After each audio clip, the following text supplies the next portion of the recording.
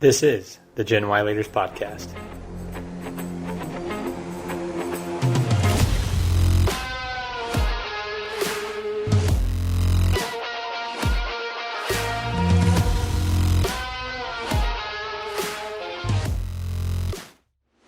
Welcome to the Gen Y Leaders Podcast, where we guide millennials to become the next generation of business leaders and entrepreneurs. I'm your host, Eric Huey, and multiple times a month we bring you interviews from high-performing millennials who are challenging perceptions and changing expectations of our generation. Our mission is to help you overcome fear, take action, and go confidently in the direction of your dreams. It's time to start preparing now, mainly because 10,000 baby boomers are retiring every day, which will create a vacuum of career opportunities that you've been waiting for. Will you be ready?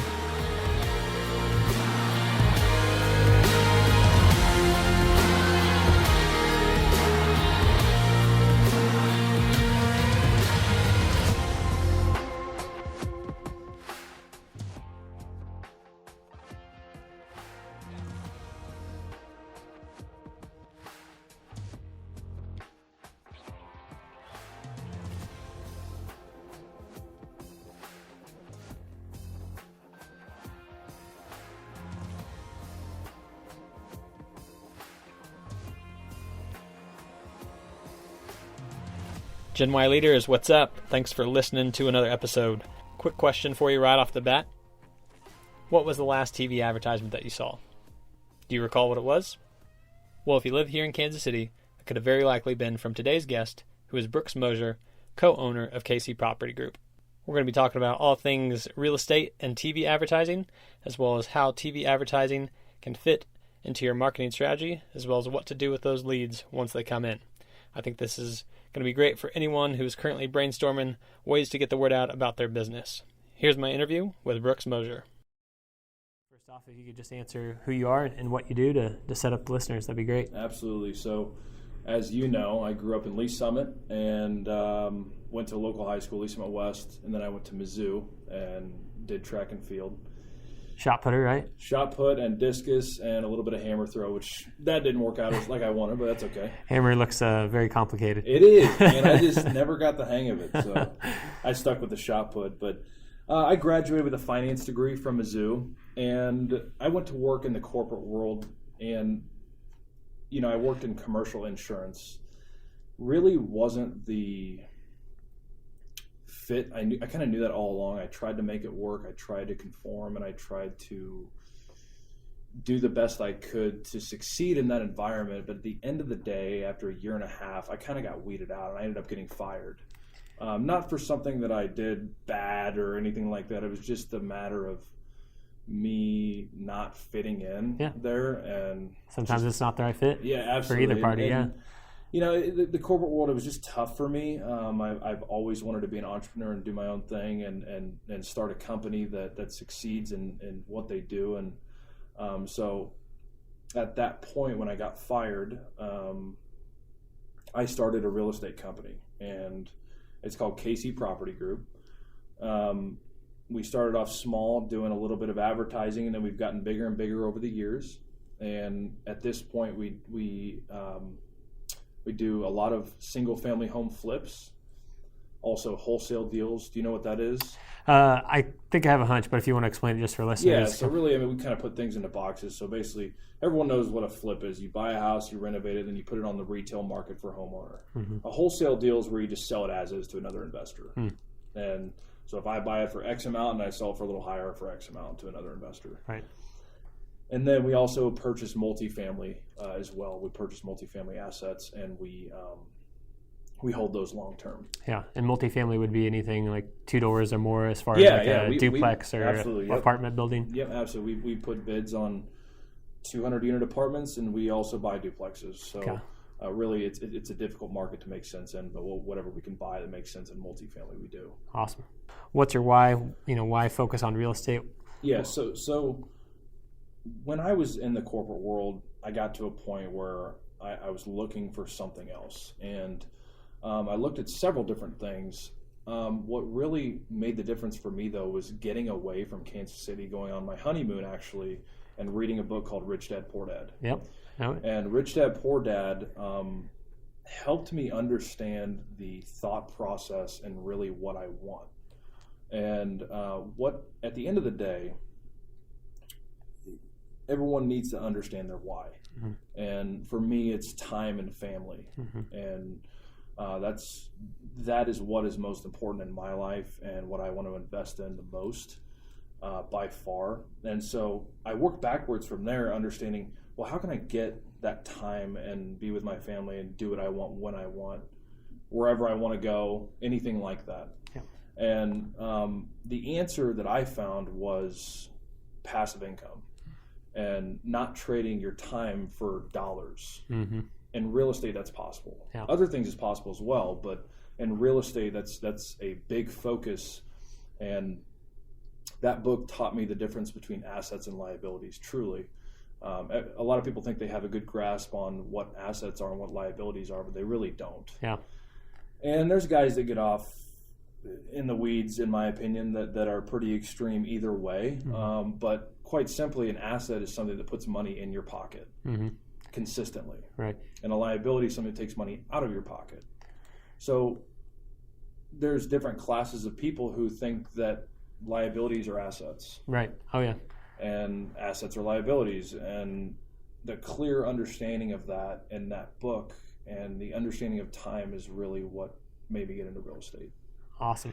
Yeah, that's a great answer. I think you're a bird of a feather with people that have been on this podcast as far as people who are pursuing not so much money and financial gain, but time and absolutely. And I think freedom of choice. I think that, there's a difference between saying, hey, I want to be rich and I want to go buy Lambos. Right. And there's a difference in saying, hey, I want to make a lot of money and be able to invest it so that I have passive income to be able to do what I want to do and spend my time the right way, how I want to spend it. Exactly. Focused on family first. Absolutely. That's awesome. So I guess talk a little bit more about your real estate business. I know you also have Mosier Properties and KC Property Group. Maybe talk how those differ. That's not too complicated. Basically, I have this company with two other partners, and the structure of it is I'm on the business end of things, so I deal with a lot of the marketing, a lot of the title companies, lenders, growing the internal face of the business. Mm-hmm. My business partners, Andy, he goes out to all the appointments, meets with the sellers, and that's a whole thing in itself. Sure. It's really the sales end. Yeah. And then Nick is in charge of all the construction, and he also goes out to certain appointments with Andy when you got to get tight rehab numbers in this kind of market because it's so competitive. So Nick goes out with Andy, but at the end of the day, we all have a synergy that we come together and we're able to grow this business and continue on, and it's just a perfect match. Yeah, it really sounds like you got someone to manage the business and yourself, mm-hmm. someone to sell and kind of produce, and then someone to kind of manufacture, so to speak, and do the day-to-day work. Absolutely. And so Mosier Properties, that's just my LLC. We each have our own different LLCs, and that's just because we make distributions from KC Property Group to those LLCs whenever there are distributions to be made, and we also do some lending out of there as well. So that makes sense. Yeah. Very cool. So day to day, what are you focused on finding? Like, what's the hot ticket item? Is it residential or the multifamily? Well, what's hot right now? They're both really hot. Yeah. Everybody the HGTV has completely changed the game. I'm sure. It's amazing the difference in what a marketing dollar did back when I started in late 2014 and what it does now. Mm-hmm. It's just unbelievable, the expense and the barrier that's been created by everybody. Yeah. And it's weeded a lot of people out. So day to day, my focus is really making sure that our business is continuing to move forward with a vision that is focused on growth, image, and really good marketing and understanding how to grow it. And so finding out where the pieces of the puzzle go. Yeah. You mentioned some of those barriers for entry that have kind of weeded out the crowd. What are some of those? Well, for example, we used to send out, me and Andy, when we first started, used to send out about 1,200 postcards a month or so, and we would get like 60 or 70 calls. We'd get bombarded. Yeah, it's a pretty good return. Absolutely. It's amazing. And then as time has gone on, we've slowly seen that response rate drop below, well below 1%, to where we send out 3,000 letters a week now, and now it's just we maybe get 6 or 7 or 8 calls from that. So, and that's not our only form of advertising, but that just shows you the difficulties of the market and where things are at. So we've had to move the cheese and understand exactly where we go. Yeah. Speaking of advertising, it kind of brings us to our topic for the day. I think you're the first guest on the show that has pursued local television advertising. Being a local guy myself, I've seen your commercial on TV, so it's cool to have grown up with you and see you promoting your business on TV. Yeah.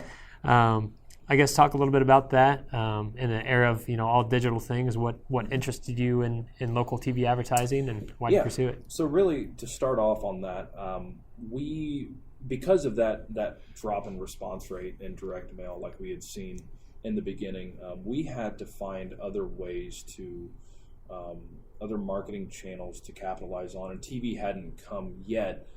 We did other things as well, but what we found is that we had maximized a lot of the other lead channels we were doing, because in real estate investing, it's a very small niche. 99% of homeowners are going to sell through the traditional route with a real estate agent. Yep. Very few people sell their house for cash as is. Yeah. So it's already a very small market, and you can maximize the market. And we found in our other lead sources that we were doing that. So the decision was made to get on TV simply because that was another thing. It was another obvious lead source to create and get on to where we saw there was opportunity. How localized can you get? I mean, are you not at all? Yeah. It's that is a lead source where, with what we've seen, you get leads all over the place. Sure. And not only is it very expensive to advertise on TV, but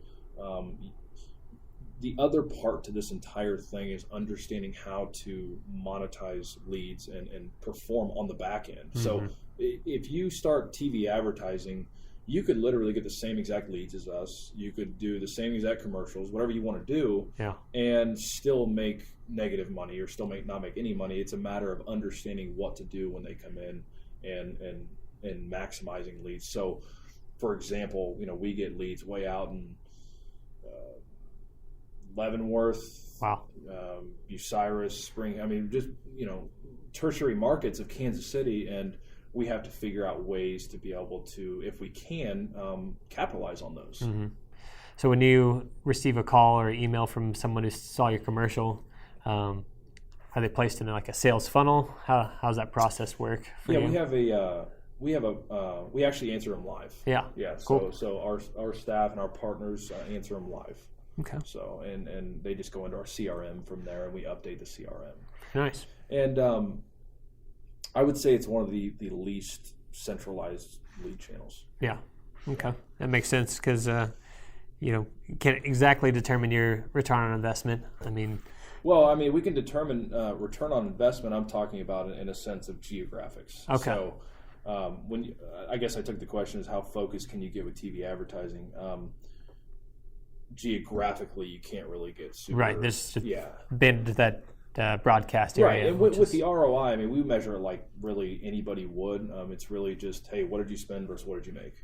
And it's something, again, that you have to understand what to do and how to work it when you get it. The question, it looks like, is are we pursuing website or social media advertising? And I think it's very important to have a web presence in this day and age. Everybody knows that. It's important to. That's the first thing people are going to do. Yeah. They're going to look you up online. And what's important to know about this is to know and understand your target audience. Who is your target audience? Well, is it brand new moms? Is it attorneys? Is it who is it? And how do you best reach them? So we try to keep we do a great job of keeping a very positive image online, as everybody should. Yeah, without a doubt. The website's the digital storefront. Absolutely. What do you think your strategy will be for the years ahead with TV advertising? Do you think you'll continue to pursue it, or how's that factor into your other marketing? Yeah, we're going to continue to be on TV just because we feel like that some of the other lead channels that we've looked at we are already doing so much in them that we've gone deep into them to where we have to broaden our horizon now. And so that's a good way to potentially look at that in the years ahead. So kind of bookending us now, do you feel like being in real estate, how many years have you been in now? I've been in about 5 years, a little over 5 years. Yeah. Very nice. So kind of going back to our initial points of the conversation where you wanted, freedom, time. Yeah, do you feel like it's offered that? So with what I've seen so far is, and that is the ultimate, that is the why. Mm-hmm. So I feel like it is in the process of offering that. Yeah. It's as you know, we're in the longest bull run in American history. Yeah. And I have only, along with my business, we have only at this point with KC Property Group seen an up market that continues to go up. Right. And in that time, we have taken the approach of basically saying, hey, this is a business that generates capital, and at some point when assets are going to be reasonably priced, then we will purchase more. But when the market softens, mm-hmm. at that point there will be more assets to buy for passive income, for long-term wealth, for things like that. Right now, in a really hot market, even if you look at the stock market, everything is just so high priced. Mm-hmm. It's very, very difficult to get a solid return on anything right now. Yeah. Anything. Yeah.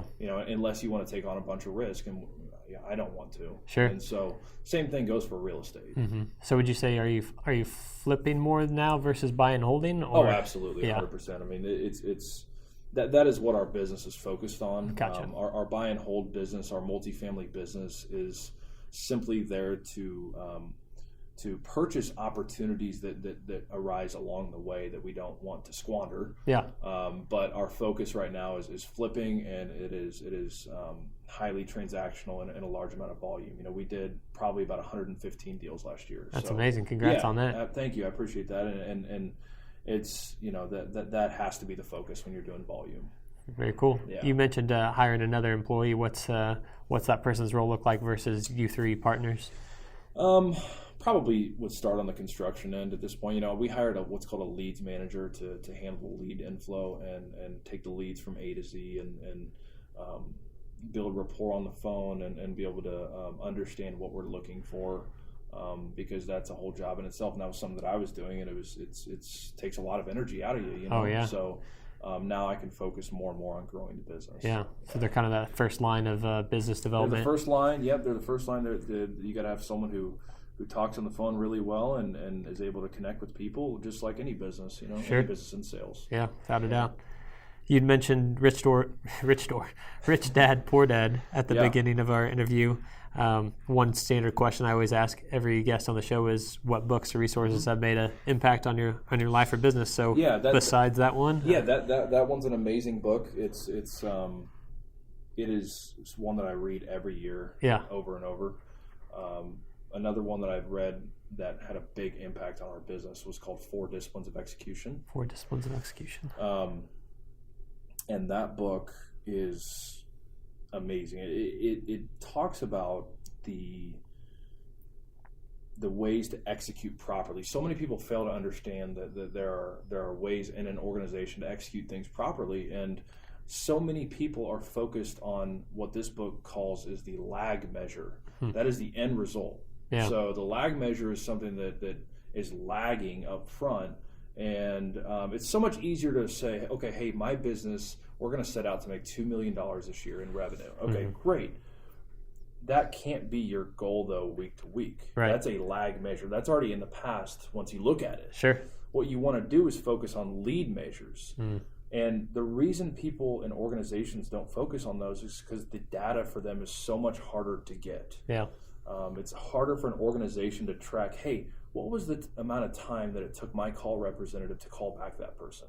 That data is very difficult to get, and people don't want to focus on that data. They just want to focus on the lag. So this book takes you through the steps of understanding how to execute and be disciplined enough to understand how to achieve goals. Yeah. That's awesome. It sounds like a really cool concept. Yeah. Is there anything, like one particular thing in that book that you read that you applied to your business? And if so, what is that? Yeah, I would say that what's called wildly important goals, and there are steps to create. They're called WIGs. Okay. How to create your wildly important goals, and It talks about huge companies that used this process that have seen just tremendous success and following the order and the when you focus on the lead measures, how the magic can really happen. And so that understanding what your wigs are, how to track the data, and again, people just don't want to do it because it's difficult and time consuming to get it. But once it's done and you're focusing on your lead measures, then you can really prompt your organization for huge growth. Yeah, that's awesome. Thanks for the recommendation. Last question is, how can people best contact you for business or personal advice? Yeah, I mean, you can hit me up on LinkedIn, or you can email me at brooks@kcpropertygroup.com. So super easy. Or you can stop by our office and chat. We love visitors. We love talking with people, and our mindset is really about abundance and helping people grow. And there's the more people you help, the more successful you're going to be, and that's just the approach we take with everything. Awesome. That's a great mindset. I have no doubt that you guys will continue to be successful with that mindset. Absolutely, man. Awesome. Brooks, thanks for being on the show, buddy. Appreciate it very much. That wraps up today's episode. We hope to have brought you some valuable key takeaways. Most importantly, whatever you learned, take action on it. Apply it to your life. Apply it to your career. Motivation and inspiration only come as a result of taking that first step. So if you're enjoying the podcast, don't forget to like and subscribe on whichever platform you found the show. You can also follow us on all the major social media platforms or contact us directly at genwhyleaders@gmail.com. That's GENWHY leaders@gmail.com. Until next time, I'm Eric Huey, and thanks for listening to the Gen Y Leaders Podcast.